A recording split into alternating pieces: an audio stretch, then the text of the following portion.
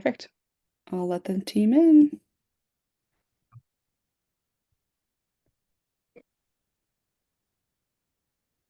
Hello, everyone. Welcome, welcome. Thanks for joining us today. We are going to give folks a minute or two to jump on. But as we do that, I would love it if folks could introduce yourself with your name, your organization, and one thing you are looking forward to this year. So I just dropped that in the chat as well. But for anyone now joining, if you could introduce yourself and share your name, organization, and one thing you're looking forward to this year. I can share for myself. I am a beginner, novice potter. I do some pottery work and I have a workshop coming up soon. So looking forward to practicing my skills later this spring. Lovely. Thank you. It's a lot harder than folks make it look in those fun videos on social media. It's a lot of Yeah, mud and yeah. My wife is a potter. It's for a few years now, so I Oh, understand very nice. understand all the fun Now, and the mess. Yeah, I'm trying to get it fired. Yeah, that's awesome.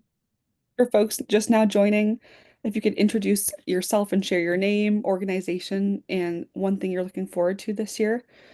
And we'll continue to have folks introduce themselves as we get rolling here. But I think we'll go ahead and move to the next slide.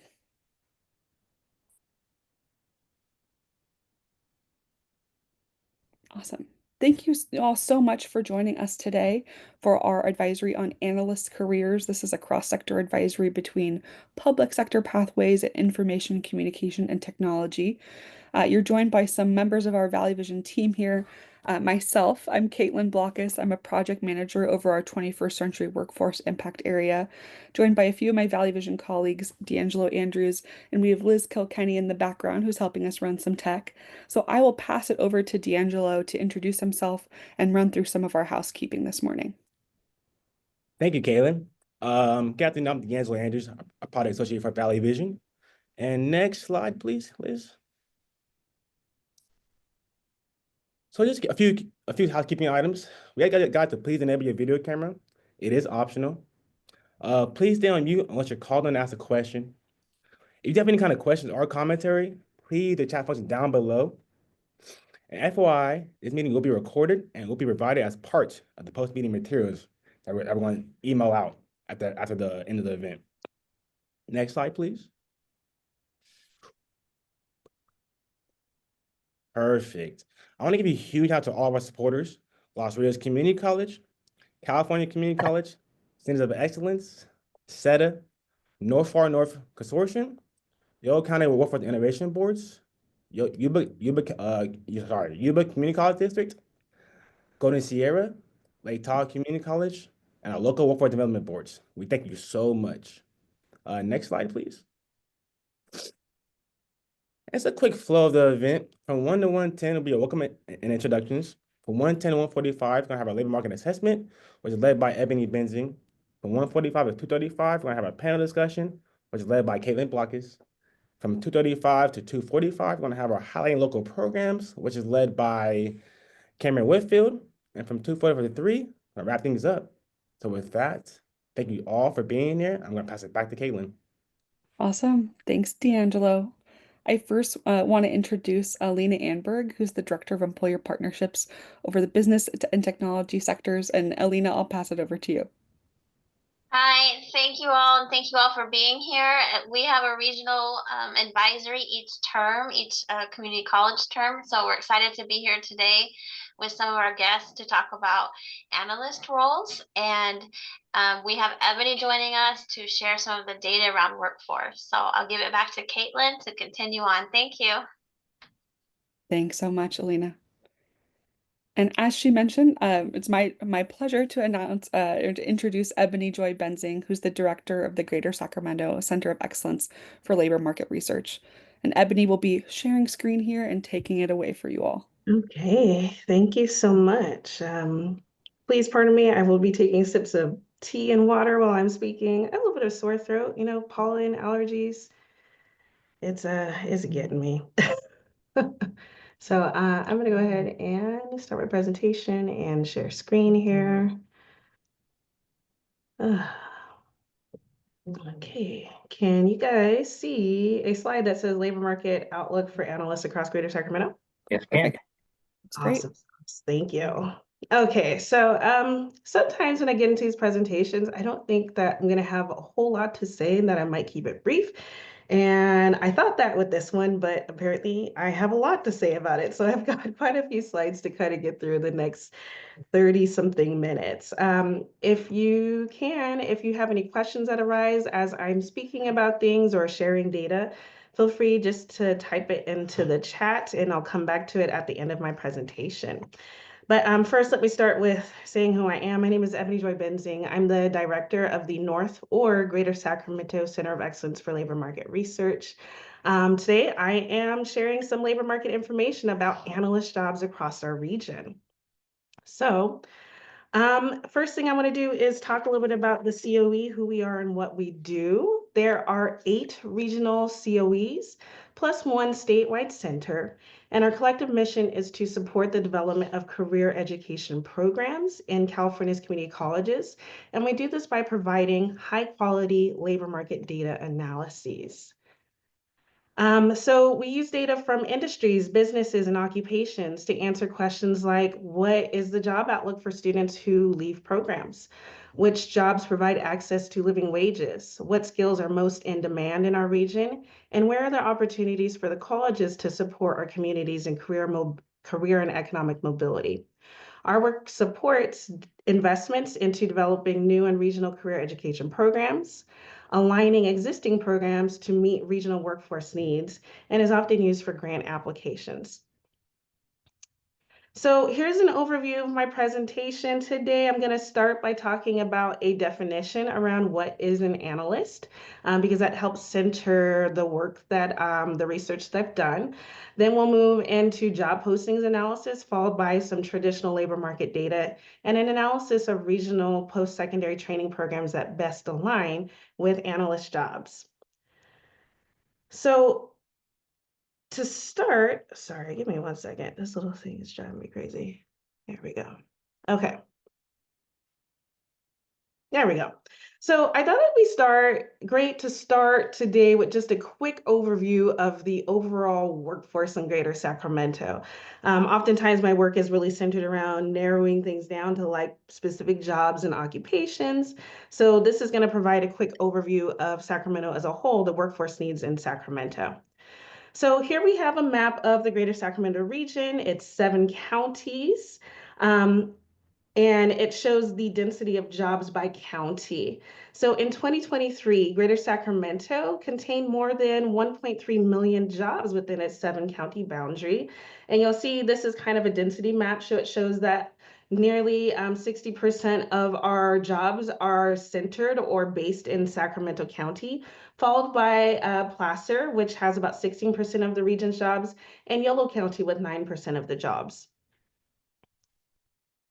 So in terms of key industry sectors in our region overall, government and healthcare are top sectors for our region in terms of number of jobs and most projected growth over the next 5 years. Government is number 1 for most jobs in 2023 with over 290 or around 290,000 jobs, followed by healthcare, which is highlighted in green with 188,000 jobs. Healthcare is number 1 for the most projected job growth over the next 5 years. They're projected to add about 30,000 jobs, and followed by government, which is projected to add 20,000 new jobs by 2028. Government is also a top sector in terms of earnings. It is ranked number 3 with an average of $131,000 per job in 2023. Other sectors that stand out include construction and accommodations and food services. Accommodations and food services is primarily hotels and restaurants. And these sectors stand out due to both a large number of jobs that are concentrated within those sectors and the significant projected job growth over the next 5 years. I want you to keep this information in mind because it provides some context for understanding where the bulk of analyst jobs are found. So next, we're going to move into a definition of what an analyst is, I like to start with the definition because it creates a foundation for the analysis that I've done, and it helps me filter things out that don't really apply here. So the definition that I was operating from has to do with the primary responsibilities that are charged with an analyst in any type of organization. My assumption is that the primary responsibilities of an analyst are to gather and examine data, to identify patterns, trends, potential opportunities, and challenges, thereby delivering actionable insights that support organizational decision making and improve processes within that organization. With this in mind, I search for jobs that perform tasks related to gathering and analyzing data, interpreting data, communicating findings, and problem solving. These tasks are not just limited to the role of an analyst, but make up a significant proportion of the work that they engage in. So now we're going to take a look at job postings related to analysts in our region. One thing I want to point out is that I usually conduct a job postings analysis after looking at traditional labor market data. And the reason for that is I usually have a clear understanding of what are my occupational buckets that I need to focus on. That was not the case here. I did not have a clear understanding of what occupations best aligned to job titles. Analyst is a job title. So what I did was I started with job postings first, and that allowed me to basically backwards map to the occupations that are closely aligned to analyst jobs in our region. So for this portion of my research, I looked at online job postings that had an analyst job title, and I filtered out the results to focus on what is most relevant. And again, that relevance comes from the definition that I shared with you on a slide or two ago. In addition to filtering non-relevant results, I also excluded anything having to do with internships and postings from staffing companies. My goal was to focus on local employer and workforce needs. So here, first up, we have a chart that shows the 5-year trend of analyst job postings from April 2020 through March of 2025. Overall, even though the line appears kind of erratic, it has a lot of ups and downs. The volume of job postings has been relatively stable over the last 5 years. Yes, there was a noticeable peak in the spring to summer of 2022. That's where this 822 is, but is likely attributable to the return in hiring following the pandemic. So if we were to apply kind of a line over this to say, hey, what is the trend for this data set? It's actually really flat. It's a flat line, hence why I'm saying that it's stable. In the last 12 months, which is indicated by this orange box on the right-hand side, there were about 6,500 analyst job postings from 1,100 different employers in the greater Sacramento subregion. So this table lists the top 10 employers, occupations, and job titles associated with analyst positions in our region. Employers with the most postings include a mix of public and private sector employers, including UC Davis, which is both the college campus and the health center, the state of California, which is our government employer here, local in our area, statewide pension/retirement systems, that's CalPERS and CalSTRS.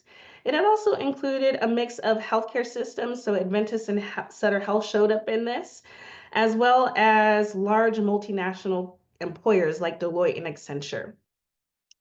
The occupations that were closely aligned with analyst job titles include, unsurprisingly, analyst occupations. Those are all the occupations that end in the word analyst. So management analyst, financial and investment analyst, computer systems analyst, etc.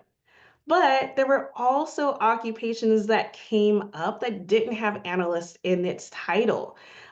These are occupations such as data scientist, human resource specialist, computer occupations, all other, computer user support specialists. These are roles that typically engage in analyst task, but they may not have analyst as a job title specifically, okay? One thing I do have highlighted on here in the occupation list is that counselors all other occupation. I thought it was really interesting. And so I dug a little bit more into it and come to find out it links to the #1 job title on my list, which is board certified behavior analyst. Other job titles include staff service analyst, which is specifically related to anything within the public or positions within the public sector, financial analyst, associate governmental analyst, program analyst, and so on. So in terms of where these postings are coming from, like the industries that they're coming from, the sectors with the most job postings include public administration, followed by the professional, scientific, and technical services sector with 943 postings, and healthcare, which 678 postings.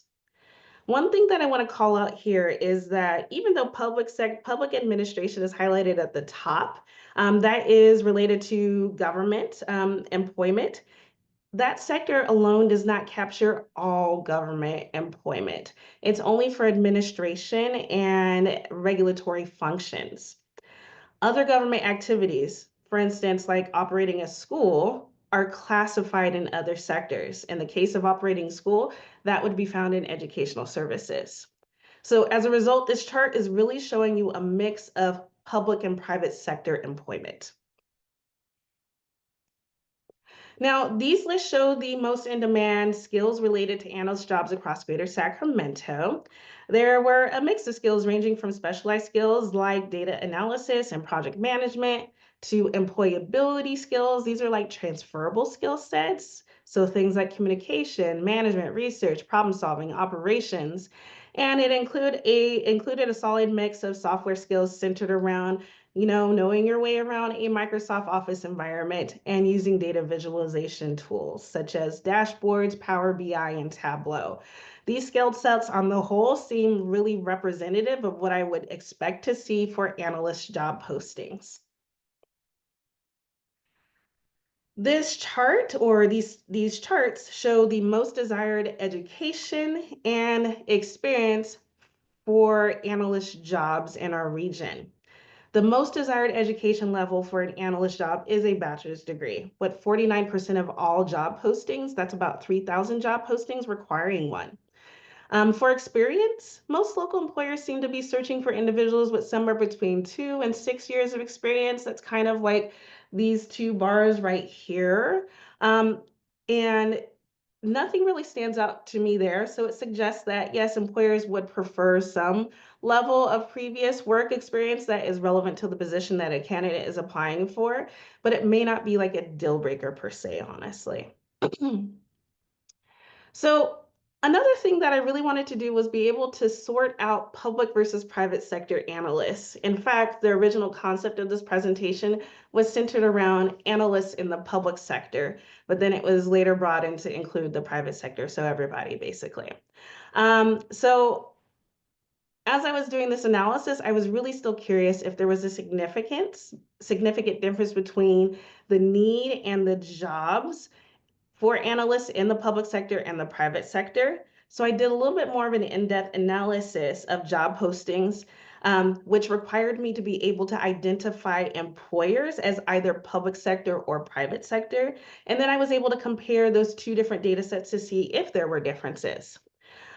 Just a quick note, this is really a summary of the differences that I found. There are more detailed slides at the very end of this presentation that I will not be showing. So if you are curious and you want to see a little bit more information about the differences between these two sectors, analyst jobs in these two sectors, take a look at the slides once you get them. But here's what I noticed. There does seem to be a difference in pay based on the sector. Employers in the private sector pay on average $7 more per hour for analysts. Another thing that I noticed has to do with educational requirements. 65% of job postings linked to private sector employers required a bachelor's degree, while only 20% of job postings from the public sector did. This suggests that there may be a little bit more leeway for individuals without a bachelor's degree in the public sector. However, it's really important to note that 75% of the public sector job postings did not include an education level. So it's really hard to say with confidence that that's actually the case. It just might be the case, it may not be. Critical skills look similar in both the private and public sector, with the private sector emphasizing or tending to emphasize data visualization skills a little bit more than the public sector. In the public sector, employers tend to call out research as a top skill need.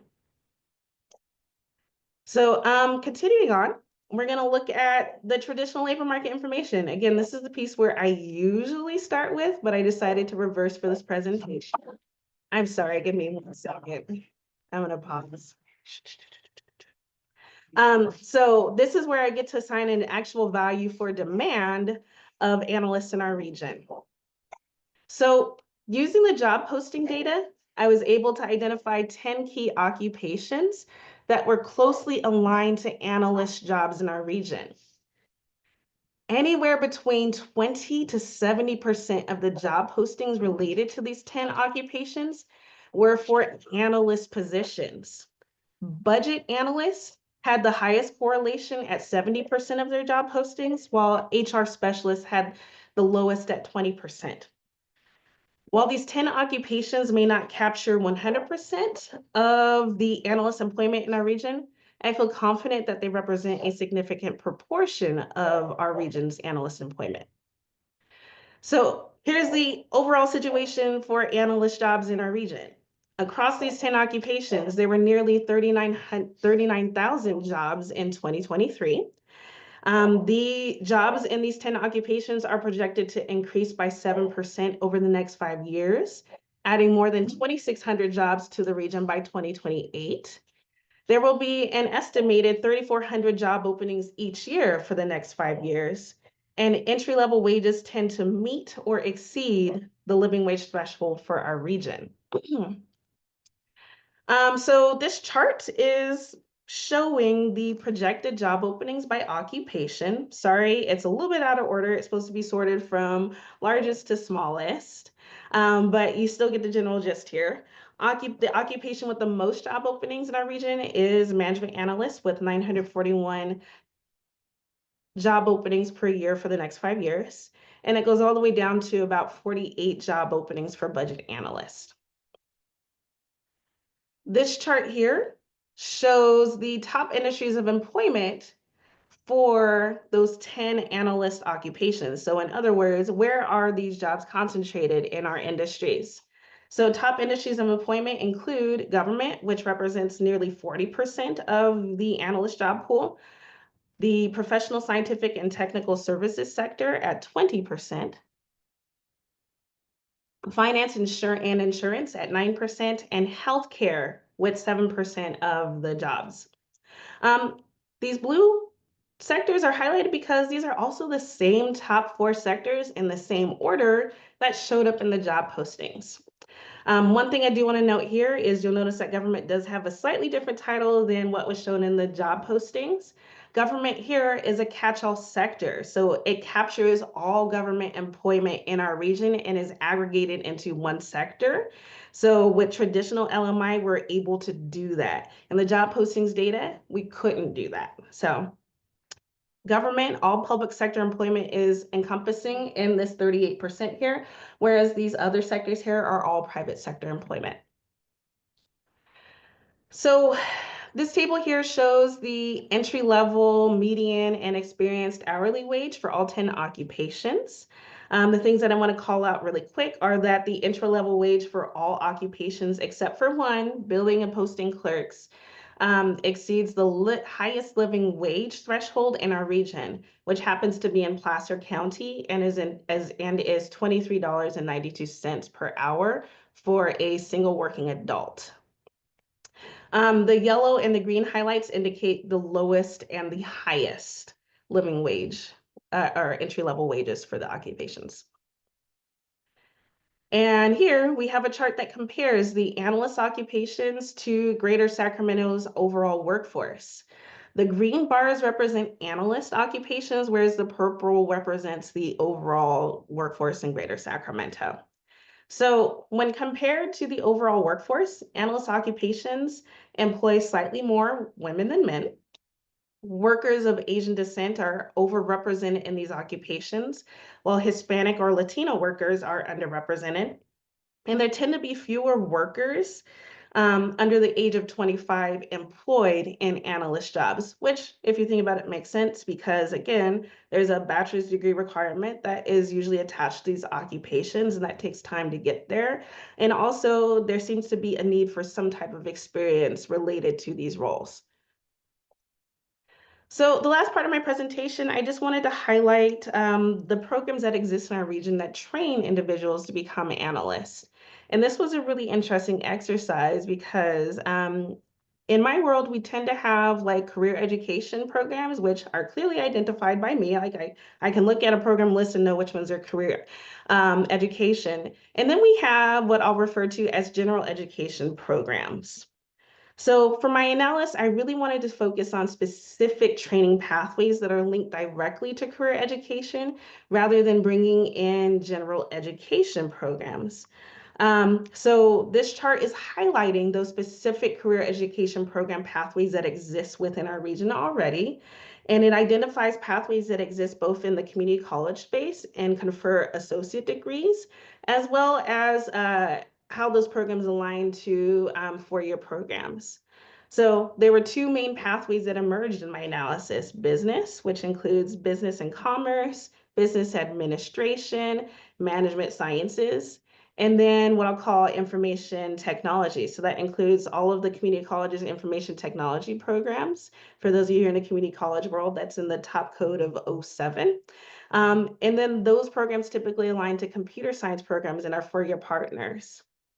Um, Even though I'm really focusing on these specific training pathways, it's really important to note that general education programs could also provide a supply of skilled workers into these occupations. And I highlighted which programs would be most likely to do that here in the green box at the very bottom of the screen. So that includes liberal arts, psychology, sociology, political science, economics, mathematics, and statistics. But again, my analysis is really focusing predominantly on the career education programs. Another thing I want to note is that four-year programs are essential in this pathway because the majority of jobs in these occupations require a four-year degree. So here we have a chart that breaks down the average annual awards in the two pathways, business and information technology, as well as the average number of awards by type of award. So blue is the community college certificates, orange are the community college associate degrees, and green are our four-year partners' bachelor degrees. Overall, Greater Sacramento Education Institutions, which includes all 8 community colleges and 3 four-year institutions, Sac State, UC Davis, and William Jessup, conferred an average of 4,200 awards and programs related to analyst occupations. 54% of these awards were bachelor's degrees. And lastly, for this, I really just wanted to highlight something we call the supply gap, where we take and compare demand, which are our annual job openings for occupations, which is why it's really essential for me to be able to identify occupation. We use job openings to estimate demand. And we compare that to the awards. Now, in the case of this one, I decided just to compare to bachelor's degree only. So this is the total of the average bachelor degree awards in both the business and IT pathway. And I did this because, again, these analyst occupations tend to require a four-year degree for entry-level jobs. So if we compare those two things, we see that there's a shortfall of about 1,100 awards, suggesting that there's an undersupply of skilled workers across the region for analyst jobs. However, I do want to say that further analysis is really needed, and it should assess all pathways, including general education programs, to better understand the size and scope of the shortfall. All right, to wrap up, I've got like 3 key takeaways and some suggestions. So, number 1, analyst jobs have significant demand, particularly in 4 key sectors. Employers and government and the professional and technical services sectors and finance, insurance, and healthcare are key sectors to consult when developing pathways related to analyst jobs. Second is that analysis of wage data reveals that analyst jobs are generally well paid. These jobs provide pathways to a living wage and may even offer family sustaining wages at the median wage level. And lastly, analyst jobs, again, I've said this kind of multiple times before, they typically require a bachelor's degree. So when it comes to my community college partners out there, my community college colleagues, we should be looking to link existing programs and to develop new pathways with a focus on transfer to four-year institutions. So that concludes my presentation. I am going to click myself out of here somehow and stop share. Okay, Thank you so much. here we go. And I And think we'll spotlight you here and just look at all of our lovely faces for a second here as we do a little bit of Q&A. First of all, wanted to say a huge thank you, Ebony, for diving into some of that for us. And just before we get into Q&A, I'll give folks a minute or two for those questions to percolate, and you're welcome to drop them in the chat or raise your hand and verbally call out some of those questions. But I also wanted to drop in the chat here a link to some of these resources that we have through We Prosper Together, which is a regional initiative that Valley Vision is assisting to lead through the California Jobs First program. And I wanted to give a little background on that because some of the information coming out of We Prosper Together was the impetus for this advisory around analyst roles. That We Prosper Together regional plan looked at different, what is called tradable sectors throughout our region, essentially looking at promising areas that are particular to the greater Sacramento region. And overall, it found that business services was one of those for our region. And as we were looking through some of the different job postings, some of the different things online, we saw that analyst positions were a key part of that, and oftentimes too a great entry level position. So we know they look a little bit different across industries, but wanted to give a little bit of background and context there. Um, so I don't think I am not seeing any questions in the chat yet. So folks, feel free to drop those. Although I know I saw a message from Alma on kind of digging into the working definition for analyst roles, which might be a little, there might be multiple definitions, but maybe Ebony, if you could shed some light and I'll try to come alongside that as well. yeah, for sure. Alma, I did post a screenshot of my slide into the chat for you. But we were really focusing on positions that have to do with collecting, analyzing, and interpreting data, and and individuals who are using that data to support organizational decision making and processes, basically. So it's kind of a really broad definition, and I wanted to go broad here because it feels like it would be a little bit more all-encompassing. And you can see how that showed up in my job postings data. So for instance, we brought in the board certified behavioral analysts who are using data in a slightly different way to support their clients and whatnot, but it still fit within that definition, basically. So. Thank you. Other questions in the chat for Ebony? Oh, Actually, I see one from Marcus. Yeah, Ebony, take it away. yeah, Marcus. So Marcus wrote, I basically heard that some tech organizations have dropped bachelor's degree requirements for some positions. To what extent is this trend reflected in our region? So in terms of like when I'm doing the analysis, I see that you have your hand raised. I'll come back to you in a second. There's been kind of a shift, a little bit of a shift in the educational requirements that are showing up in the job postings. And that shift has been more towards identifying where an associate's degree an individual with an associate's degree might be able to kind of fulfill a particular role. But I haven't seen like a corresponding or like a significantly large drop in the demand for bachelor's degree. This could be for a couple different reasons. The first one comes to mind is like, I'm curious about how long are these job descriptions kind of still in action for, and how often are those revised to kind of reflect current trends and whatnot. So that would be something most definitely to kind of bring up with employers, and they can speak directly to that for sure. Mhm. Thank you. Maybe looping back on to you, Alma, and then Kevin Daniel will hit your question next. Thank you. Thank you for all this information. It is actually really helpful to be able to link a number of things that we know are very present in the conversations about employment in our communities, and then some of the stuff that might be in conversation, but maybe not as widespread yet. But one of the things that I notice as one of your key findings, right, like in relation to this, like the requirement of a bachelor's degree as being one of the like main things that I would say is, an entry, right? Or and for some folks a barrier into entry to this position in different sectors.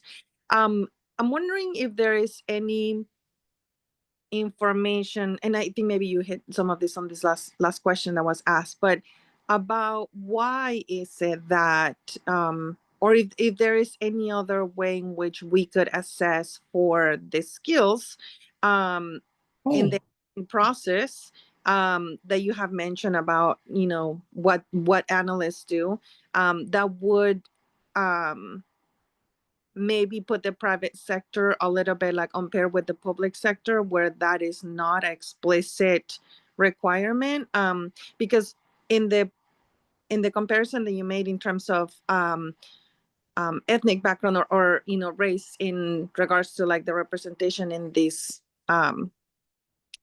in these roles across industries, Latinos are underrepresented as well as Asian folks of Asian background, and the connection between achieving 4-year degrees, bachelors, and the demographics. We know that there is some trends that I think maybe information like the one that you just gave today could be reconfigured in a way to support, like being able to drive some of the change in these disinvested communities. And so I guess to kind of clarify my question, in your research or as you're looking at the data, are there any other patterns that you've seen about the trends in hiring that when you would take bachelor's requirements from it still give you some insight or can give us some insight about how to continue to put in qualified candidates, but without this being like the standard for which, that they have to kind of like cross? Yeah, so I mean, okay, so yeah, you brought up a lot of really awesome points, and I've got like multiple answers in my head. So I'm gonna do my best to kind of like streamline it down into like a couple of things. So the first thing that kind of comes up is when I don't typically research kind of like hiring practices, and that's a particular field of work that could use some attention to. So like, what are local employers hiring practices? What are the processes that they're using to identify candidates, and how are they appropriately screening candidates for the skill sets that they're looking for? Not necessarily just the degree, but like actually the skill sets. So that's something that I would want to like highlight for any employer on this call, is like to think really critically about how are you looking at skill sets, and how are potential candidates able to demonstrate that they have the skill set to you beyond looking at what they have on a piece of paper, honestly. I'll use myself an example because we just hired a research analyst, and one of the key tasks that I had all of the candidates go through was an analysis prompt, just to see kind of what they were thinking and how they were thinking about the data that we typically work with in our organization. And that's something that I think that could be easily built into a lot of processes so that you can start to assess whether or not candidates have the skills that you're looking for. Another thing is to kind of link up and think about what are those existing programs within the community college space. The first one that comes to mind is competency-based education. So how can our students demonstrate within their coursework or in other kind of avenues within our colleges that they have this particular skill set, and then how can that skill set be communicated to prospective employers? Anything else coming to mind right now? that's kind of it, honestly, I think for now. Those would be like two major things. So examine those hiring processes and look for opportunities to assess where a candidate currently is versus relying on kind of the paperwork. And then colleges to kind of bring in more CBE and figure out a way to kind of link that to employers, basically. So that Thank might be easier said than done. you. Thank you. Yeah. And I want to make sure I'm going to pass the mic over to Kevin, who I know had a question as well. Yeah, well, I guess my question is going to fall in the same lane that I'm almost talking about is us coming up with strategies for these, living wage jobs beyond their 4-year degree. So it goes back to what Mark has made a good point that with the government jobs, you have multiple pathways to meet the degree requirement. And you had a slide that said 38% of these jobs were government jobs. So, I mean, so how do we find a way to encourage people with that 2-year degree? Because I get it, you have to make money. You can't be in school forever, so you have other issues. So getting a job in one of those government agencies, getting the experience in, so you're earning a wage, and now you have a pathway to upskill and get into these better living wage jobs. So I think we should definitely think about what do those strategies look like for someone without a 4-year degree to be able to Yeah. get into these jobs. And since 38% of those jobs is with government, I think that's something worth talking about. Absolutely. And to your point, I was on a call earlier today with some colleagues and someone brought up STARS, which is, oh man, it's like skilled through alternative routes. And I don't know if you've seen the billboards across Sacramento. I've seen a couple of them where it's like, I can land a job without a 4-year degree type of thing or something like that. So kind of linking with those regional and statewide and national initiatives related to being able to communicate those skill sets. I also like that Marcus linked in the chat somewhere. He said that fortunately for most of the state of California jobs, the 4-year bachelor's degree requirement can also be met with a um, combination of years of completed college work and years of employment in related positions. So that could be a potential best practice to pass on to private sector employers once they kind of start seeing the outcomes of like how public sector is able to kind of meet its workforce needs by approaching these entry-level job requirements differently. So yeah, thank you. Thanks, folks. I think we have 3 more minutes for any remaining questions for Ebony, if there's one last question from someone. And please forgive me, my cat is desperately trying to get into this room if you hear him singing in the back. You heard I my have a quick dogs, I'm sorry. question. I have a quick question. I was just curious, like, if you had any feel for like LEAP certifications or what type of background checks might be done on some of these positions where, Mhm. sort of the individuals who have a little bit more of a barrier to be able to become an analyst would have that avenue. Yeah. So in terms of certifications, there wasn't anything that particularly stood out from like the certification route when I was looking at the job posting stuff. And that's where employers are able to post like if you have if they're looking for a particular license or a nationally recognized certification or something like that. The thing that was like most common, and it wasn't even that common, was like project management certifications, honestly. Um, the other piece. I may have lost my train of thought.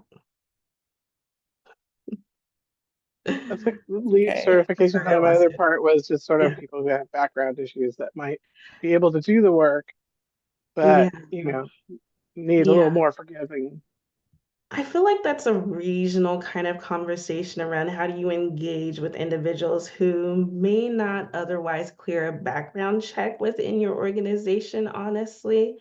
I know that there's been some movement kind of around it, but it doesn't seem to be a really broad kind of movement. And I know that there are some nonprofit organizations that are trying to work with individuals who've been justice involved, for instance, and connecting them to employers that they know that the employers will absolutely hire from this population or subpopulation of individuals, basically. So I think that that does need some more attention and regional focus and some collaboration coordination over, honestly. But how do you bring people who have been particularly justice involved or otherwise impacted into our workplaces? So, yeah. Just quickly to answer one of the questions, I wanted to say that I know of two of our programming who are using some skill-based approach, like Ebony's approach in her interview process for a role she hired recently in their programming in their capstone courses, so that students have practice analyzing some data, and then a movement around being able to create and walk through a portfolio in an interview, which came from some private employers going, at least let's see some projects they've done, they've documented, and they're able to walk that through. So a little bit it's starting to emerge. And then regionally, I just want to put a plug. We're doing a second chance hiring employer toolkit that will come out maybe summer. So that's something that might just be a resource for some of us. Wonderful. Thank you so much, Alina. And thank you, Ebony, for all of that great data. I know data nerds like myself love it, as well as many of our audience members. So I appreciate you sharing that. And I'll let folks know too, we will include this information in the PowerPoint that is sent out to you all. So if you are looking to access that data later on, we'll be sending that out later this week. But without further ado, I think we'll jump back into our presentation just briefly here, thanks to my colleagues, to jump into our industry panel discussion. So we will kick it over and introduce some of our panelists here. Joining us today, we have Lanaya Trejo, who is a statewide career strategy manager for the California Department of Human Resources, or CalHR. And I'll share a little bit of each panelist as I introduce them. Lanaya has over 30 years championing workforce changes and initiatives leading teams throughout the U.S. through private education and public service. She currently leads statewide recruitment and provides strategic recruitment support to state recruiting teams to ensure policy alignment and best practices are shared throughout the state of California. She excels at creating strong relationships with CBOs to build talent pipelines, identifying and advocating for structural improvements in the workforce environment. We are also joined by Erica Priddle, who is a human resources analyst for Placer County. She's a human resource professional with almost a decade of experience in public sector recruitment, classification and compensation, performance management, and department support. She holds a degree in family and consumer sciences from Sacramento State. She specializes in hiring for public safety positions and youth engagement and outreach. And she also holds a senior certified professional certificate from the Public Sector Human Resources Association. Outside of work, Erica enjoys spending time with her husband and rescue pups, as well as volunteering with local nonprofits. And we're also joined by Ninaya Jite Ogbuehi, who is a personal analyst with the Sacramento County Office of Education. She's an experienced human resources professional with expertise in recruitment, classification, personnel management, and workforce development. And as a personnel analyst at SCOE, she leads classified and classified management recruitment efforts, conducts job analysis, develops and validates examinations, streamlining processes, and ensuring compliance with employment policies and regulations. She has over 15 years of experience in the public and nonprofit sectors, and I is committed to fostering an inclusive work environment while enhancing HR practices to better support employees and strengthen the organization. And I will note as well, we are also joined by Catherine Anderson, who is a part of a federal agency. I'll note, as many of us may know, that there are a lot of policy changes going on with some of our federal agencies in the United States right now, some of which prevent them from attending events like this. Catherine has graciously volunteered her own personal time to join this meeting with us today and give us some insights.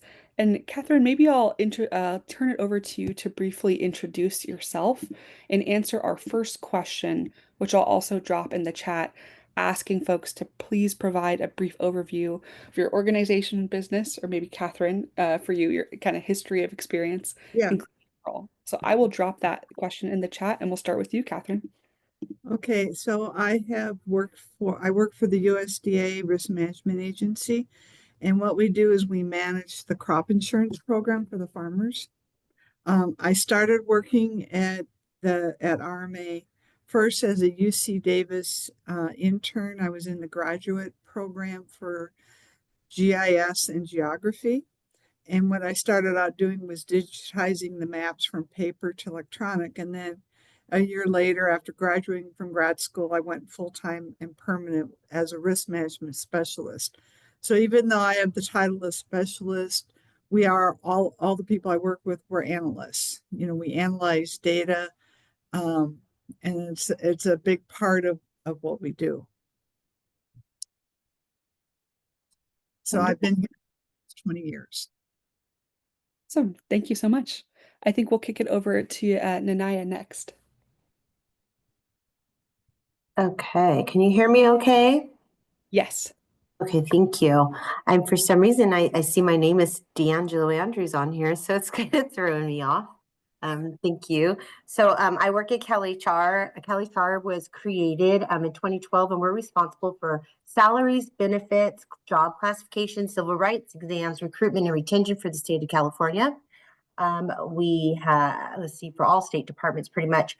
We have about 300 staff that work extremely hard. A lot of people think we're a huge department. We are not, but we do a lot of different things. Wear a lot of different hats. And we're constantly working on different legislation and initiatives the governor offices gives us on a regular basis. So that's kind of it in a nutshell. I know this was just, my role. I am the statewide career strategy manager, and I do a lot of different things. Right now, I support over 2,000 staff in different state departments, helping them come up with different ideas for recruitment and hard to fill positions, as well as best practices to build a strong talent pipeline, ensuring that making the state of California the employer of choice. Thank you for having me. Thank you so much. And I'll turn it over to Erica next. Good afternoon, everybody. Hopefully you can all hear me okay. As Ebony shared the map earlier, I am a human resources analyst with Placer County HR. So we are, in regards to employer jobs on the map that she shared, the second largest in regards to positions available. We go all the way from the Roseville border all the way up to North Lake Tahoe. You can see it in my background there. We have almost 3,000 permanent full-time employees, 20 different departments, both elected and appointed department heads. I know Caitlin shared a little bit of each of our bios earlier, but I am an HR analyst assigned to talent acquisition and department support. And really what that means is my team's responsible for countywide recruitment efforts, classification and compensation. So making sure, ensuring salaries and job descriptions are at market and within guidelines for our agency. We also manage outreach for recruitment efforts, performance management, and department support. I have a specialty area in hiring for public safety specifically. So deputy sheriffs, correctional officers, public safety dispatchers, and the legal clerical support staff within our sheriff's office. And then I also have the privilege of working with high school youth engagement and outreach. So I get to work with students that are preparing for their careers. And I'm also responsible for kind of our capstone event each year, which is Youth in Government Day each fall. Very exciting. Thank you. And I'll note, I think we have a Lanaya and a Nanaya in this meeting. So Nanaya, I will pass it to you next to give a brief overview of your organization, including your role. Thank you. I thought I heard Nanaya the first. I'm like, oh, there's a Lanaya there. So thank you. All good. So I am Nanaya Tite Oboihi, personnel analyst with Sacramento County Office of Education. I've been with SCOE for about 6 years. I am responsible for managing our classified and classified management recruitments, or these are recruitments that do not require a credential or any type of certification. Primary responsibilities also include examination development, validating those examinations, a lot of compliance work, and mandatory data reporting. So SCOE is the County Office of Education. We support 13 school districts in the Sacramento County, serving up a bit over 250,000 students. We have about 800 full-time employees and around 700 temporary employees and substitutes. Some of the services that we do provide are technical assistance, curriculum, and instructional support. staff development, and legal and financial advice. Wonderful. Thank you so much. Well, I'll drop our second question here, and I'll let our audience know as well. We'll have some time for Q&A after this, so our team has a free pre-plugged questions. But if anything percolates for you all as we're going through here, please feel free to drop that in the chat, and we'll have some time for Q&A. For our next question here, as we've sort of discussed in this call, we know that some of the duties of analyst positions can vary across both private and public sector employers. And we're asking if you can define what being an analyst looks like at your organization. And I think, Linnea, I'll pitch that question to you first. Thank you. Well, as you guys know, the state of California has a lot of various analyst positions. I know we were speaking earlier in regards to those that don't require a degree. I had tried my best to create some PowerPoints to show you that we do have 3 that do not require a degree. That is a pathway into our various analyst positions. So it's a unique, how can I say, it's hard for us to say what an analyst looks like. I can actually speak to better when a person was looking for a position as an analyst.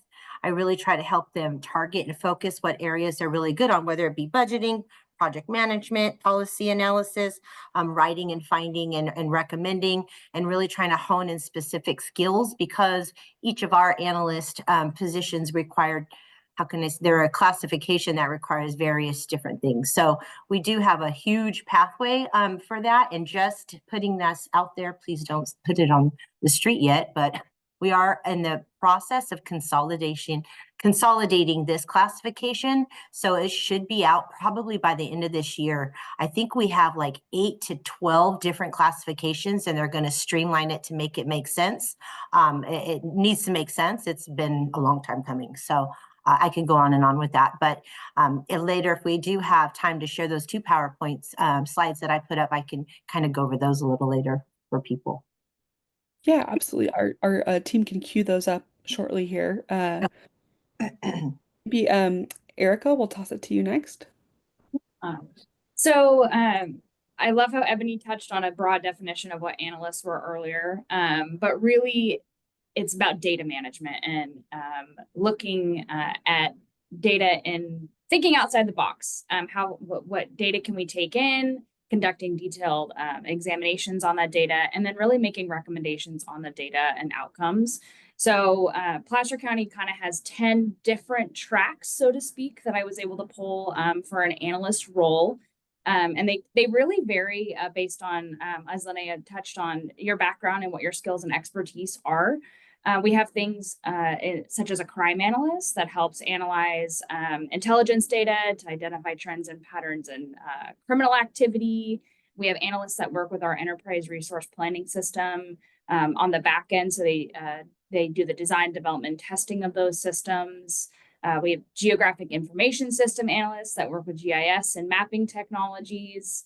I'm a human resources analyst, so we wear many hats in our HR department. I do encourage, I'll put my personal plug in here, if you love working with people, recruitment and talent acquisition is a great place to be.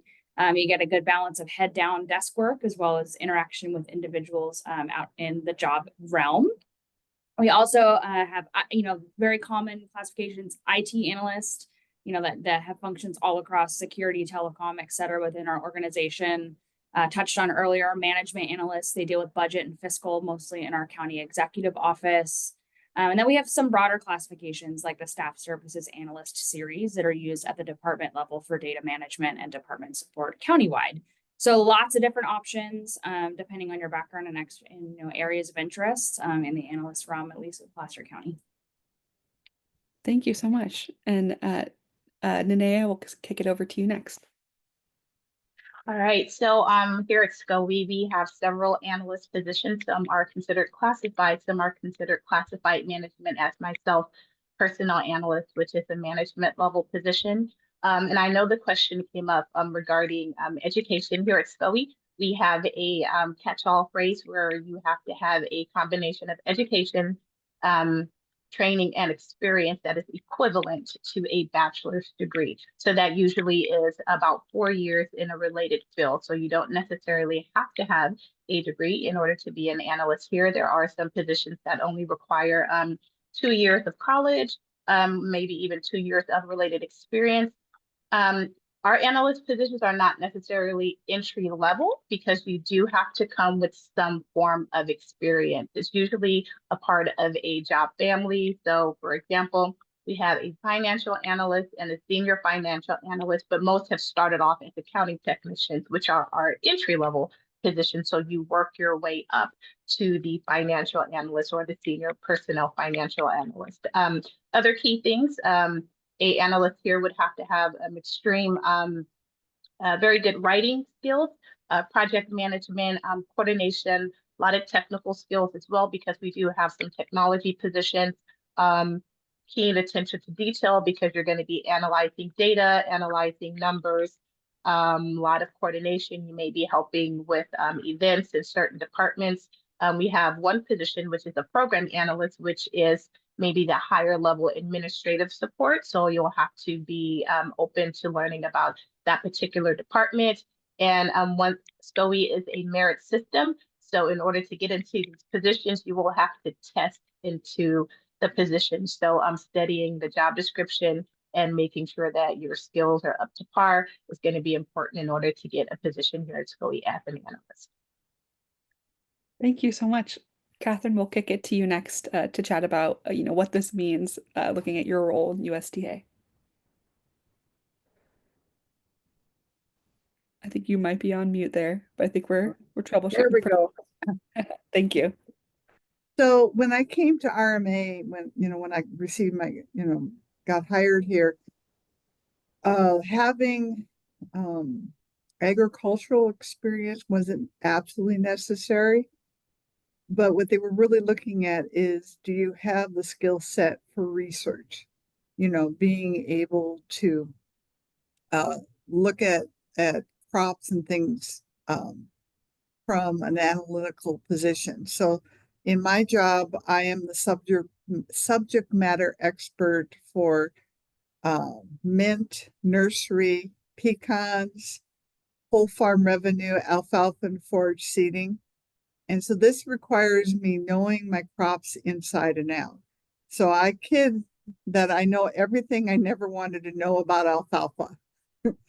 but I'm responsible for keeping abreast of the crop insurance programs for my crops, as well as being able to look at all the water issues.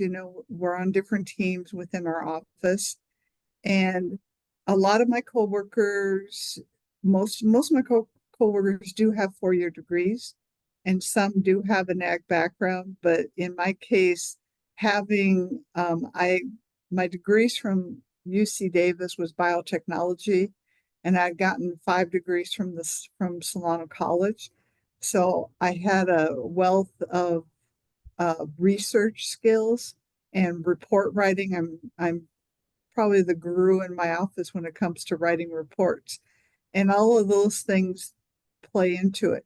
Plus, the other thing I'm different from most is that I went back to school when I was 43, and it took me 10 years. And so I didn't start at RMA until I was 52, and I'm now going to be 72. So I have a great job. I love what I do. And so there's a lot of possibilities out there. And so, if you go to look for jobs with USDA, you might have to start at the lower rung, but there is a way to work your way in. Thank you, Catherine. Yeah, I love hearing about lifelong learners, and I hope you're getting some good produce out of some of those connections too. I hope so. Yeah, I do. I do like to go visit the almond growers and, those people. Very nice. Very nice. Well, circling back to the beginning of this question, I know, Linnea, you mentioned some of those slides. Our team has pulled that up on the back end and can screen share it now if it's a good time to add a little bit more information on some of those state positions on analyst careers. Yeah, I have to say, when I started with the state approximately, I don't know, 13 years ago, I came from Department of Labor. And so it was different. You know, I was used to the SOC codes and other language. When I heard the word analyst, I was like, that's so stupid. Like everybody analyzes. It was really hard for me to understand where you fit in with this. I was like that. And so I can see why this is such a confusing classification for a person in a role, and it has to be very specific in order for you to match your knowledge, skills, and abilities in order to fit this job, right? So this I tried to do education experience as much as I as possible can, so you guys can kind of just see that there is a pathway for our students and or individuals who are wanting to just join the state, no matter what age, no matter what grade, if it's something you're interested in, we do have opportunities. 2 years ago, the governor put in front of us a challenge to remove some degrees, and one of our degrees removed was from the staff service and analyst. And so that used to require, believe it or not, a college degree, and that is no longer something that you have to do. So we're constantly reevaluating these positions. Again, they will be consolidated soon, but these are 3 that don't require college degrees. And I just wanted to kind of show that what they are. And I put asterisk by the ones that we have tons on CalCareers. So if you're interested, there's a lot of them out there. Thank you. And you're welcome. I'll have our tech guru, Liz, here just switch to the next slide too, just to show folks. This I think will be included, but these are some other asterisk position you mentioned. Right. And so these do require college degrees, but what I appreciated, and I think it was Erica, I can't remember who mentioned it, but we do trade education for experience, right? So it's not just, it could be 3 years and or equivalent to. So there is a pattern to a lot of these different positions. And we have a really wonderful support team at CalCareers that can help anybody help understand where their knowledge, skills, and abilities fit into these roles. Also, just, anytime anybody needs any kind of, how can I say, support, again, there's a lot of us out here that will help. So I just kind of wanted to show the different analysts that we have in the state of California. Rick, thank you so much. You're welcome. I'll drop our next question in the chat here, and instead of putting folks on the spot, I might just let folks chime in as they feel comfortable. But I know that we've talked a lot about how some of these positions can vary, which also means that some of the different skills or education can vary. So we have a question kind of touching on that. And for our panel members, please feel free to sort of address this as it makes sense for some of those different roles. But we're curious what specific skills, certifications, or education is required or ideal for some of these positions. And I'll put the mic out for whoever wants to grab it. Sure. So I think just in terms of ideal characteristics, as Linnea touched on it, the word analyst is so broad, right? So if you're someone who's preparing for an analyst career, some things that really jumped out to me are becoming a creative problem solver, being inquisitive, solution and detail oriented, having those detective-like qualities, so not taking information for face value, but really thinking outside the box to come up with different solutions to an issue or problem at hand. And this kind of translates across all of the different, analyst roles I can think of at Placer County and likely everyone on the call as well. But also skill sets like being a confident presenter with public speaking, being able to take your information and break it down for individuals, whether through presentation or, as Catherine mentioned, report format. I know it's been touched on quite a bit, education wise. Most of our analyst classifications in Placer, do require what we say equivalent to a bachelor's degree. But as was mentioned, in many cases, experience can be substituted for education. But I will say that there is a trend, at least here in Placer County, and I think this is representative of, kind of other public agencies as well, is lowering barriers to entry. So we've been taking a real deep dive and look at our analyst classifications recently. Where can we identify barriers to entry, and where can we have those feeder classes, so to speak? I recommend anyone looking to get in the public sector in an analyst role, be okay with starting more at the entry level, especially if you have wanting to come in with maybe a combination of education or experience, or you only have experience. on your resume, coming in at a lower level really working your way up to these analyst classifications, we're really lowering those barriers to entry to make career growth a possibility and something that's reachable for people too. Thank you so much. Other panel member? I agree with you. So I can share that at least 2 years of either education or experience is going to be really helpful getting into an analyst role if you're not going to come in at an entry level. I also second starting entry level and just kind of moving up the chain. It goes very quickly. I've seen it happen here. Some other key things to consider is that certifications depend on the position. For example, a behavior analyst is going to need a specific certification, but not the majority of our analyst positions do not require certification. Being extremely good with data and software systems like Excel is going to get you really far as an analyst, knowing how to use Microsoft Office, having experience with data management systems, any form of data analysis, interpreting data, presenting data. That's going to be really big when it comes to the analyst role, just like in the title. You're taking information, you're analyzing it, and possibly presenting it, maybe finding errors, correcting it, extreme attention to detail. And for us, the program analyst, very good writing skills is going to be important as well. So if there's any way applicants can sharpen those skills, that will increase their chances of getting into an analyst position. Wonderful. Thank you so much. So I have a little bit of a different take because I had to do things kind of backwards. And so what I learned, I went to Solana College. I was there for 5 years, and someone advised me to make sure I walked out of there with degrees. And so I did. I stayed an extra year, walked out with 5 degrees, and they were varied. There was a science field, but also psychology, general liberal arts. And then I went to UC Davis and got my undergrad in biotech. And at that point, I didn't want to do biotech. I was sick of cells. I just had no interest. And someone said, gee, you should try GIS. And I went, okay. And, when someone sees something, I listen. And what happened out of all of that was that when I went out looking for work, every job I went to, I was offered a position. I had the pleasure of being able to choose between 5 different jobs. And the one thing that stood out from all of them is that we're very much in a data-driven society. And the fact that I had GIS experience put me way ahead of everyone else. And also with that GIS from my classwork, I brought portfolios of what I had done with my GIS, as well as I showed them that I knew how to do a PowerPoint presentation. I had PowerPoint presentation and stuff. So when I did that, I was offered every job I went to.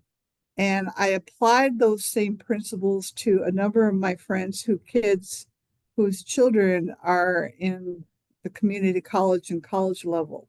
And they have followed my advice, and all of them have had the same experience. They've walked out, being able to choose multiple different jobs because they've shown that they know how to research data, they know how to analyze, they have good writing skills. So I think all that plays into it, and it makes a difference. So I have sort of so even though I was 50 something, they didn't care, I didn't have that happen, I didn't have that go against me. And they were all impressed that I had all these degrees, because what it showed them is I was able to finish things, that I was able to complete coursework, and it made a big difference. So I can come from that perspective, not from necessarily the hiring perspective. Thank you. Appreciate that. Linnea?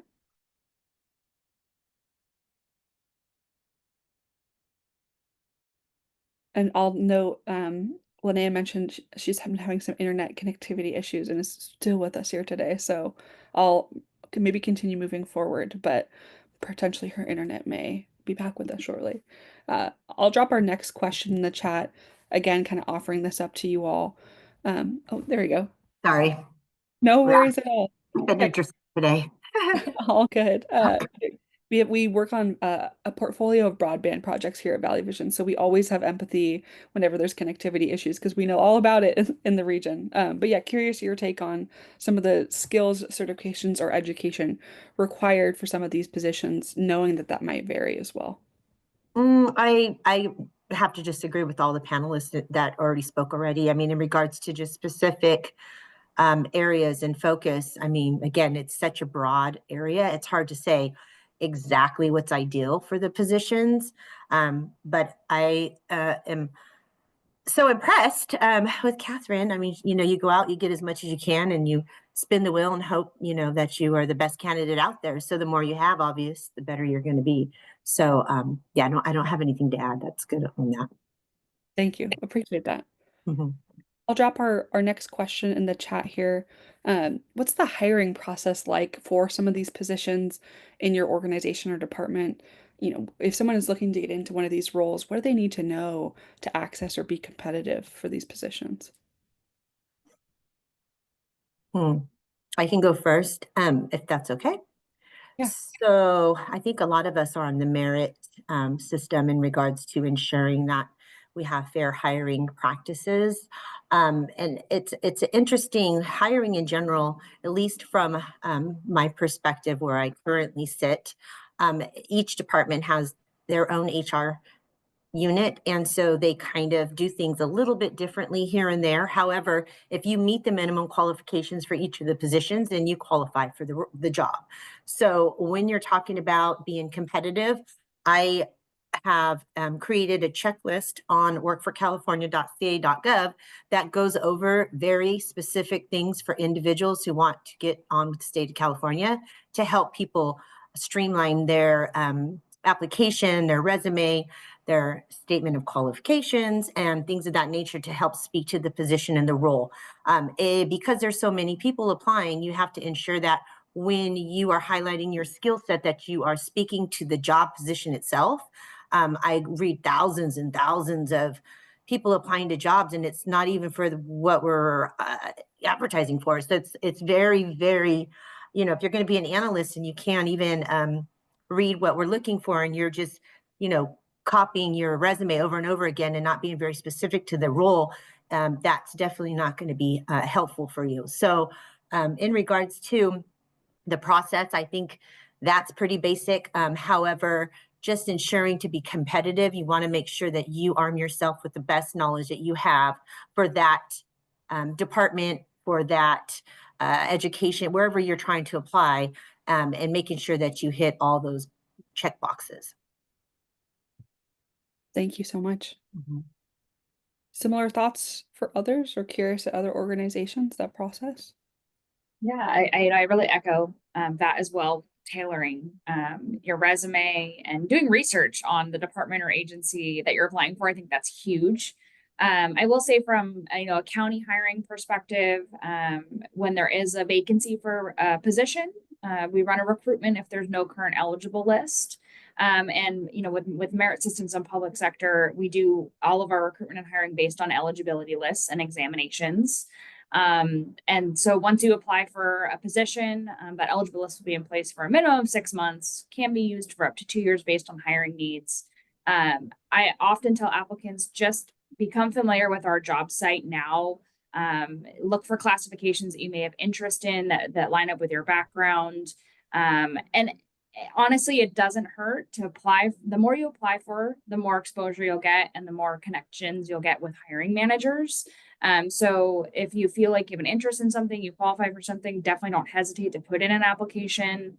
In order to avoid having to check our website all the time, interest notifications for specific classifications that you may be going to school for or have a background in from your work history. We can email you when we're accepting applications for that specific classification. So that's a really nice way to stay in touch on the most most recent job postings and things like that. But really, all of our job postings will have information on the position itself. So becoming familiar with that, and just the more you put yourself out there, like I said, the more likely you are to get interviews. And so just cater your job details, and definitely reach out. There's hiring managers and HR departments that are happy to help with questions that any of you have to navigate the process. Thank you. Yeah, all the tailored resume is always helpful. For our other panelists, similar thoughts? Yeah, Um, I'll well, go ahead, Catherine. no, I was just going to say that with any of the U.S. Government jobs, USDA, USjobs.gov, I believe, the one thing you want to really make sure you do is you don't miss one item that they ask for. I have a coworker who worked with us. He left, went out of state. When he came back, he reapplied to come and work with us. He missed one question and he was kicked out. So with the USDA or any government job, just make sure you really make sure your resume does tailor to that position and that you answer every single question they ask. Don't miss any. That's my advice. Thank you. That's exactly what I was gonna say. Because and also just be ready for the long haul. It takes a while to get hired with certain public agencies. I can say for SCOE, it takes a while. But just be committed to the process because we are a merit system, we are testing, we are examining, and it's multiple steps in order to get hired.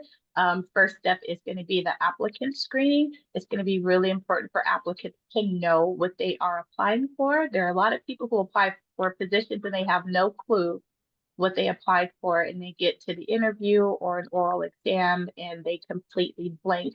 A complete application is going to get you through the first step. We are going to be screening on minimum qualifications. So we see it as casting the net very wide. And through examination, we begin to drill down on those skills and experience that is needed.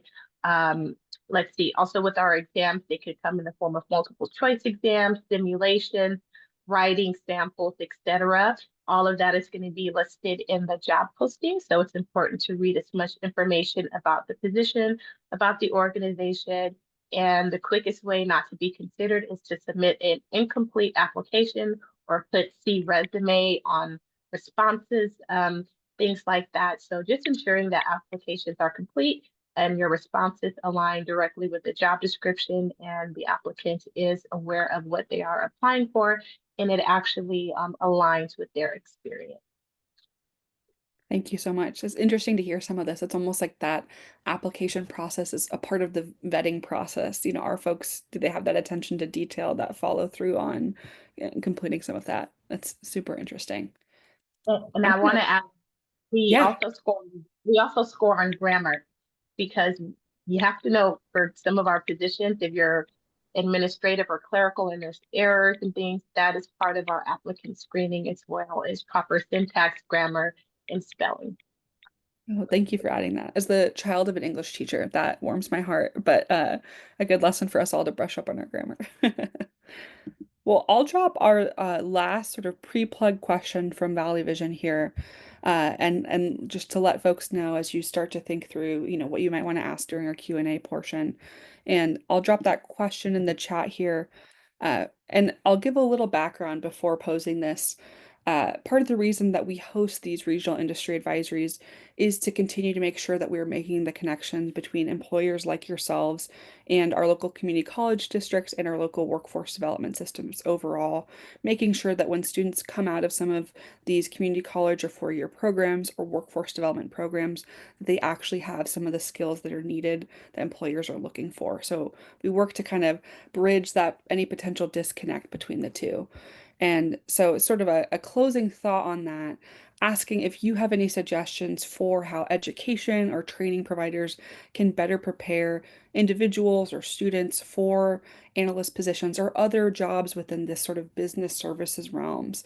If you could, wave your magic wand and have students learn X, Y, or Z, what would that look like? I'm curious to hear from you all.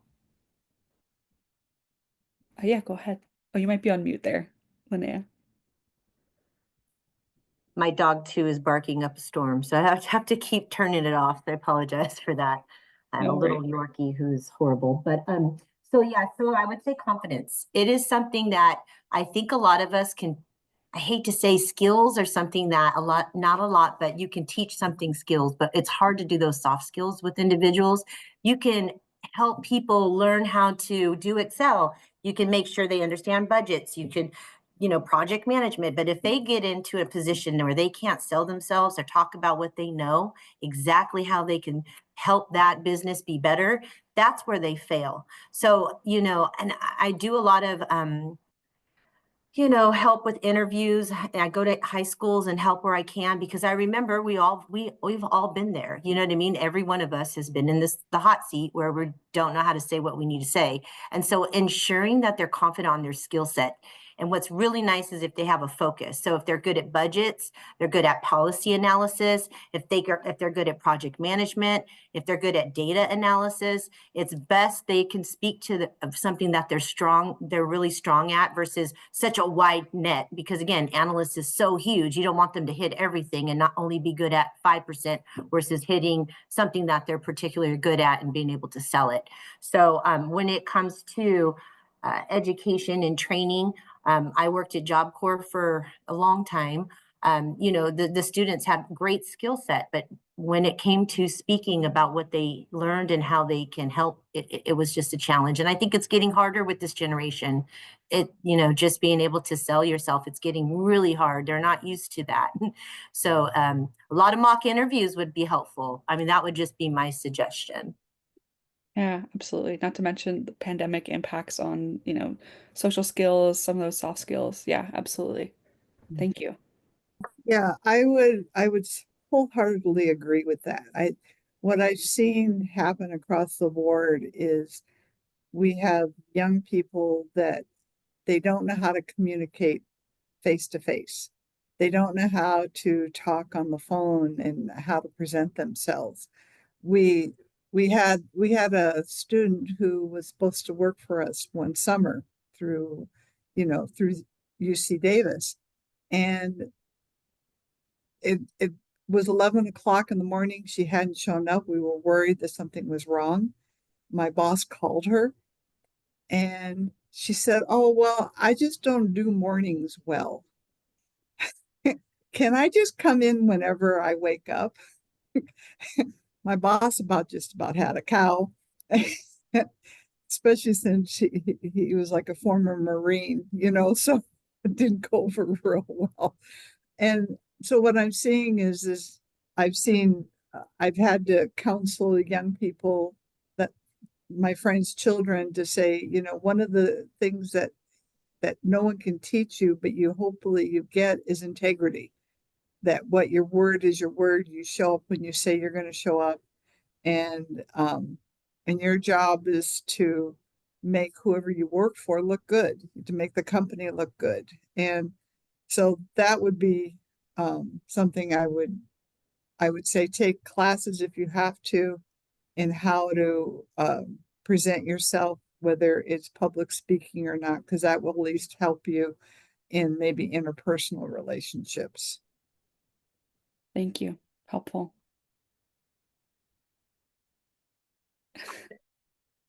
Go ahead. I love I see the mute Zoom. button. Yeah, it's great.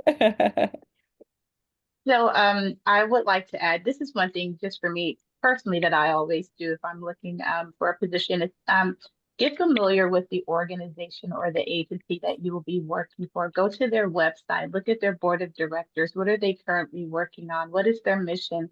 What is their value? I think it's really important to work for places that align with maybe some of your values and missions and goals, and it would be really it'll be a good look if you make it to a final interview and you're able to call those things out and connect it to the work that you do.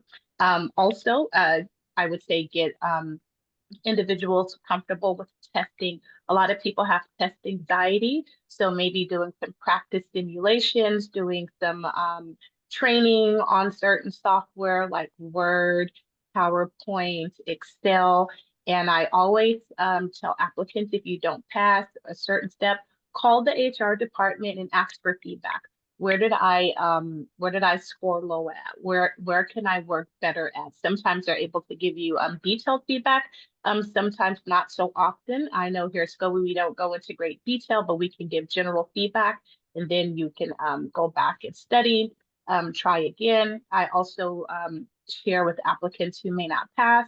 Look at the job description for each responsibility.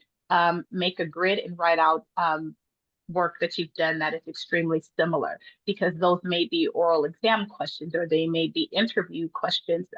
Don't just say how you will do it, but how have you done that in the past? And that's going to really show that you have the experience to do the work. So yeah, in general, don't be afraid to ask for feedback and to be persistent. A lot of people take the exams multiple times until they get it right. So just keep trying. Thank you so much. I love that practice. Erica? And I think some of the biggest successes that I've seen, and I wish I had known more about this, 15 years ago when I was, looking to get into career positions, is take advantage of internships, whether they're paid or unpaid while you're in school. I know training providers and, educational institutions, the more that you can build into your curriculum, hands-on experience for students to get into the workforce, get their hands into the work, see if they even like doing X, Y, or Z. Do they have an interest? Some of our most successful applicants, it's obviously not automatic with public sector that you're going to be hired if you start as a student intern, but it certainly gives you an insight to make connections with the different departments, connections with hiring managers, learn about the application process. Lena have mentioned mock interviews. As much as those can be given hands-on, experience for students, and really just taking advantage, because I think the biggest part is getting excited about, careers in the public sector specifically and knowing what's out there. The earlier you start, the sooner you get your foot in the door, the longer term it pays off. But as Catherine mentioned too, there's definitely the opportunity for mid-career changes as well. So as much as, education and training providers can do that hands-on experience and really giving students and all people exposure to what it's like to have the public sector analyst position within a specific department or agency is really helpful. Thank you so much. And we should have a little bit of time for some Q&A here, about a little less than 10 minutes. I saw a raised hand from Alma, and I'll open up the floor to other folks who want to raise their hand or drop questions in the chat. Alma, can I kick that over to you? Sure, thank you. I think something that Erica was saying just now really is making me wonder if, as you folks in the panel, are there any opportunities that you see and any challenges that might be coming with that to better get the word out there, right, to the general public about what the positions are, specifically on the analyst, because of, I think, Ms. Trejo, what you brought up about the word analyst being so broad, I think is really significant. And I'm sorry, I don't think I introduced myself in the chat. My name is Alma, and I'm a community organizer. I was a community organizer up to very recently here along Placer County or Southern Placer County. I work in Sacramento as a freelance healthcare interpreter. But I am here because the conversations about analysts was really interesting to me. My partner is an analyst for the State Department of Justice. And I have seen, or I've noticed that a lot of my peers and friends who have these stable positions, who are able to, who are not struggling necessarily with, in the job market in the way that maybe some other folks and peers are, have analyst positions in different public and private sector situations. So I was very curious though, because they have very different jobs, as you all have kind of confirmed here, very different industries. And at the same time, like in the back of my head, who I'm thinking of is my niece, who is a high school senior in Roseville, thinking about careers and applying to colleges. And then myself, like finding myself with the student loan debt, right, from a 4-year seeking a 4-year degree, finding a lot of these job posts for analyst positions that seemed really interesting to me, but I can't seem to find the pattern. And because I did not actually finalize my BA, I'm not actually eligible for a lot of them. So, just the word analyst is in my life and in a lot of different ways. And when I'm hearing you all, one of the things that I'm very heartened to hear is that, oh, this, nebulousness about the analyst jobs is not just something that I've been dealing with. I think you guys have really thankfully come from that we are talking about something broad. And when it comes to the question that I have regarding the communicating of these different roles, it seems to me that one of the biggest problems that I myself and other folks who have been trying to apply for the state or other analysts at the analyst position have found is like just not really being sure what the job really is, right? Like and when it says analyst, because we know we all can analyze to a certain extent, it almost sounds like, oh, you have to be like analyst at the like top, biggest, most scientific kind of way. Absolutely. Yeah. So Alma, I just want to make sure to hone in on your question. Oh, so And sorry. no, that's okay. I just want to so I know you were asking originally on communicating some of these positions out, like how to find out some of these about some of these positions or share some of that, and also on what these positions entail. Is that correct? Well, more specifically, not so much about getting the word out about the positions, because we understand like job posts and there's other tracks to do that, but about are there any opportunities that you see to communicate differently what these jobs are, and for thinking of like young students at the student level, for them to understand that these positions exist, because there's a lot of, and it's not just specific to analysts, but there's you know, I think youth and students tend to think of very specific careers like police, in healthcare, as nurses, doctors, very specific things. But these more specific positions and roles that are making our economy run seem to not really be as accessible, I think, in the just consciousness of people. And I'm wondering if you all have any ideas or any ways in which you think this could be better communicated, and that also are there any specific obstacles that you might find to communicating these things differently? Thank you. Yeah, panelists, any responses or thoughts on that? I can go if you don't mind. Just for it's so what you're talking about is industry specific, right? And so like in the state of California, we have 10 million classifications. And so I've been trying to group them in industries. For example, we have an IT board that we're going to do recruitment for IT positions. Analyst positions are a little bit different. However, when we have our huge job fairs, we're having one May 22nd. I would say 85% of the departments that are going to be there have made a lot of analyst positions open.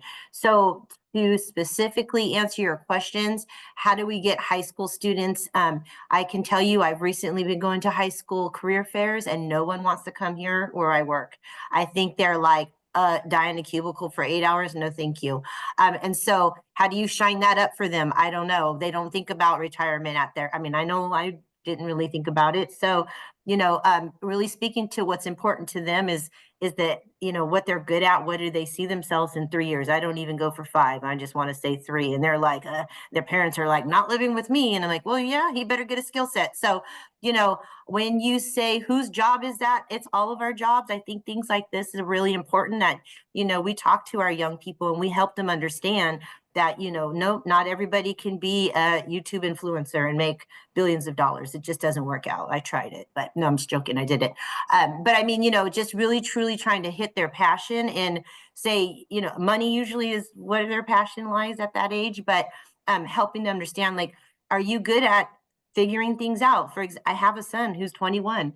He doesn't want to do anything, but he's extremely strategic. Like, I'm like, wow, what can we do to help you use that skill set? You are so good at chess. You're so good at, I mean, you really have to try to help them hone in on what are those skill sets, and then find the title that matches it. And again, because analyst is so broad, I don't think there's a magic wand for that one in specific, and general, but again, just talking to people and helping them find their passion is what I would recommend. I Thank have you. to second that, Linnea. I recently went to a high school job fair, and absolutely no one said analyst. It's an engineer, police officer, maybe something in the medical field. And no one really even considers SCOE because they immediately think teachers or principals or things like that. So what our department has done is trying to expand out in our recruitment efforts to like community events in neighborhoods, things like that, where you may not necessarily talk about jobs, but just to share it out with the community, and maybe highlighting things that maybe this generation values, which I think is work-life balance, and probably working from home, not having to come into the office. I have two teenagers and they're like, I'm not working a 9 to 5 in a cubicle, coming home tired. There's, if you have teens in this day and age, good luck, because it is really challenging because of traditional ways for stability is not really being promoted like college. People see YouTube, and they content creators, etc. I think it's on our responsibility to get the word out there to see how it can connect with the younger generation, and to just share it out there. And also sharing maybe some of the perks and retirement, that people are not staying at jobs for 30 years anymore. Good luck if you get a year or a year and a half out of some people. So maybe the work-life balance or other perks that may be interesting to this current generation would be helpful. Thank you all. I'm not seeing additional questions in the chat, but I want to call out a couple of things. We are getting some compliments in the chat, which is lovely to see folks appreciating some of the amazing answers you all have provided, touching on some of the soft skills there is helpful for folks. Just this collaboration and regional partnership. And Linnea, I loved those Work for California videos to demystify. Could you touch on that a little further? Yes, we do Tip Tuesdays. I don't know if anybody, if you're not on, you need to get on. No, I'm playing. That's my my unit. So we're doing these really quick Tip Tuesdays on demystifying how to get state job, and really trying to just, it's not always. I'm big on making sure you hit everybody's learning style, whether you're a read writer, if you're an audio learner, a visual person, making sure that our marketing is across all of that. So we're doing these really quick shot in the dark arm, pokes for these young individuals or anybody who's interested in the state, videos that just help walk people through. And so I encourage everybody to go to our website, which is, spell it out. There's no short, it's a long one. It's workforcalifornia.ca.gov. And you scroll down and literally we have videos and how-to and checklist, and really trying to just make sure we are meeting everybody's learning style so that we can help people make the choice, to entice them to come into our direction. Thank you. Appreciate that. Mhm. For some of our attendees, anyone who hasn't posed a question yet, anything that, additional questions this is bringing up for you, anything you're curious on, welcome to jump in verbally or in the chat.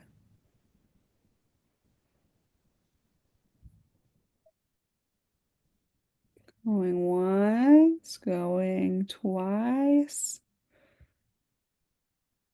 Alrighty. Well, we are coming to the end of our time here. So I want to take a moment just to thank all of our panelists again for joining us.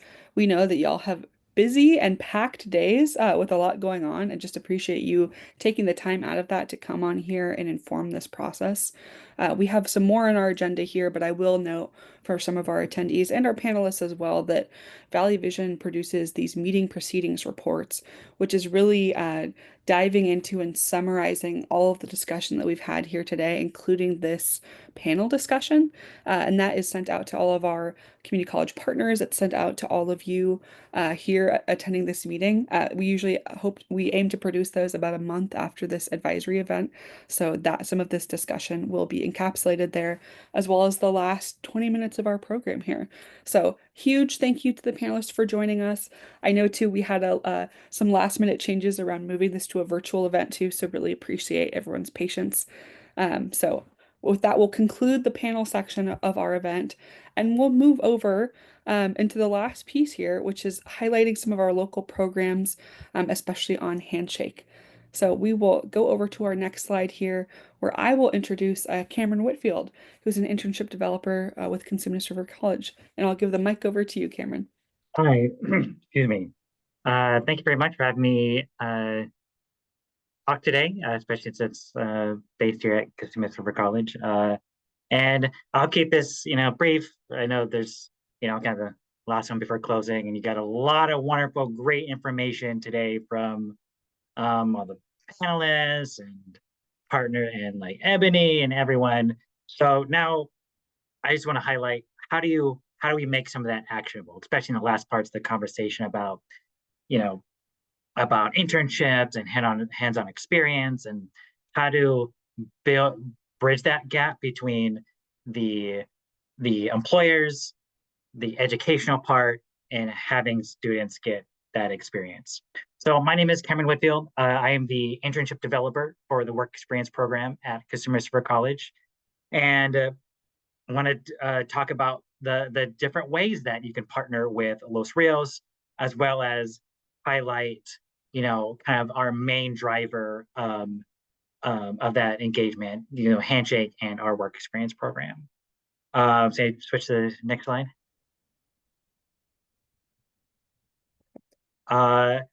So for those who are unfamiliar, Handshake is a career career platform where employers can post jobs, internships. They can outreach to students. It's a great way to host those different types of events, like those career fairs and those employer talks as well, to really bring those positions to life. And we've been using a Handshake for about 4 years now at Los Rios. And next slide. And we've really grown in its use, and we've had more employers engage with the platform as well, to really connect with students. So I've kind of highlighted this part already. So next slide. So something that's not on here in terms of bringing to talk about what things can be done with talking to students about departments, educating students about kind of those analyst positions, educating about department, is work with the Career Center and Work Experience Office to host not just information sessions about like your department and what you do, but something that we really encourage as another type of thing to do is host those resume workshops, host those interview workshops, because they hear it from us, and we do great with our workshops, but as we know, when we hear it directly from the employers, it really demystifies the process, like we're talking about, and talking about like those little nuances to help students prepare for those positions. So even if they're not ready now, you can start planting the seeds of how to prepare. So when they're ready, when they're graduating for that second year for those jobs, or you're offering those internships for the first semester, they'll be more prepared for your roles. A quick success I wanted to highlight that we did last year. So at Cosumnes River College, we haven't had a traditional large career fair, but a different tactic that we've been taking is having smaller, more focused, like industry focused career fairs, or career fairs and panels. So last year, I partnered with the folks at the Sacramento Employment Training Agency, as well as our business and computer science success team, to host a three-part series about how students can prepare for state jobs. So we had a SETA, they hosted like a networking workshop and a state application workshop. I did a resume workshop, and then it ended in a it was supposed to be kind of like a just a gathering just for several employers, but it turned into a mini kind of career fair where we had 6 or 7 state agencies employers, and we had about 90 to 100 students that were in attendance. And what makes the smaller ones more effective is that we were able to have each of the departments introduce themselves and what they do. It's like talking about breaking down like different positions and understanding what departments do. And, you know, it's a lot of new ideas for students. So it's a really great way to build that connection with students right away. So that is something we found very effective here at CRC. And then before talking about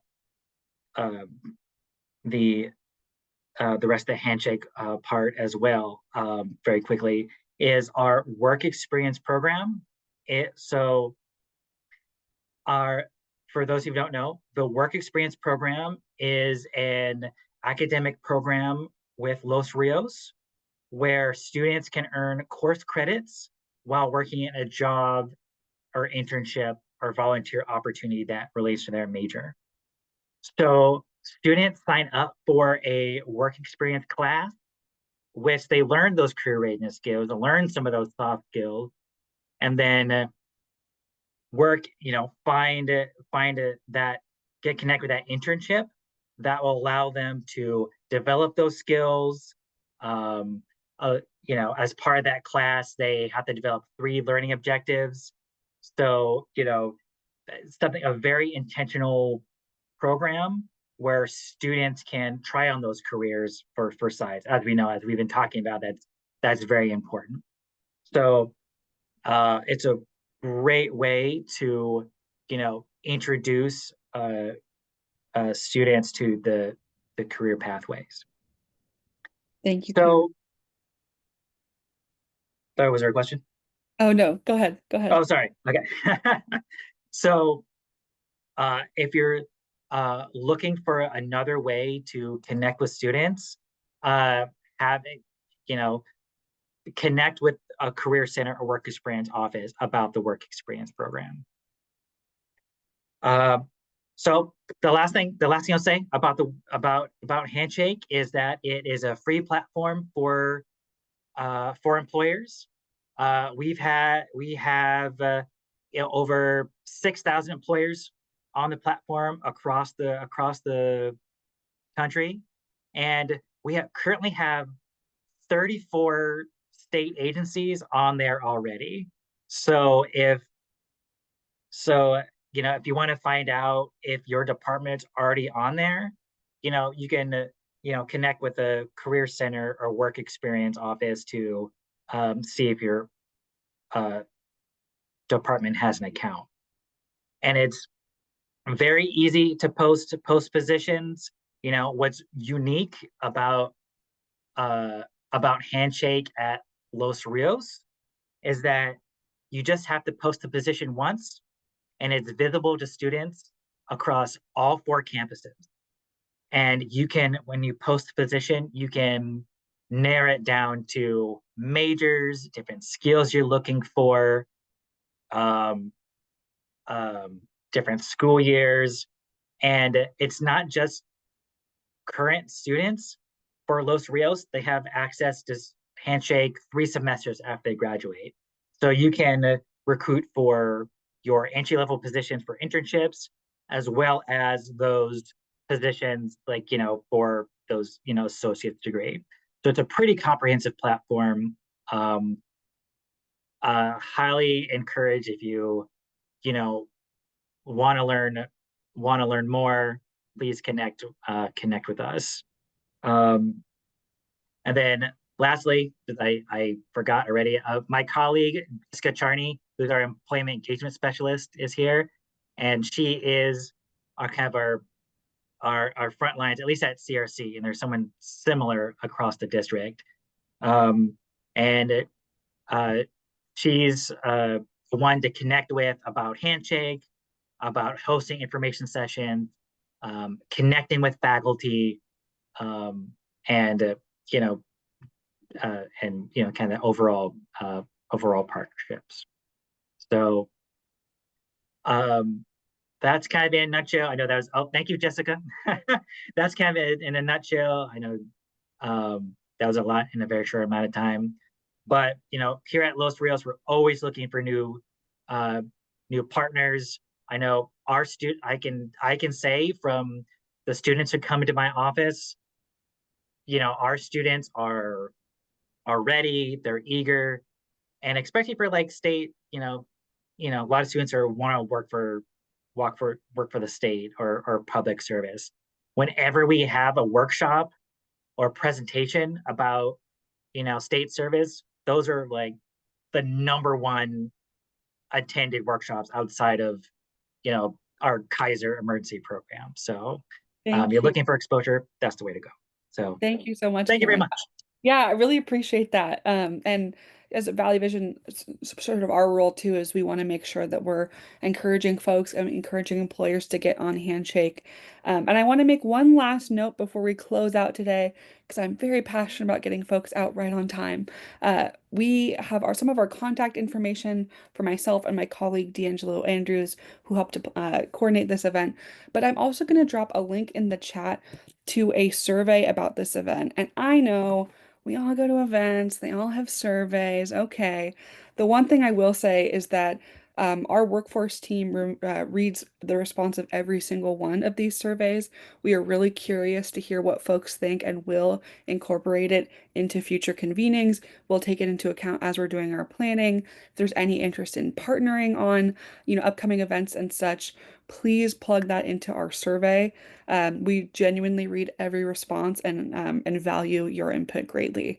But with that in mind, I really appreciate you all taking the time to join us here today, demystify some of these analyst careers and learn a little bit more. So appreciate your kind words and questions in the chat. And we will get you out maybe 3 minutes early to grab a snack, hopefully before your next call or to end the day. But really appreciate you joining. Thanks to our guest speakers, Cameron, Ebony, Alina, as well as our panel members.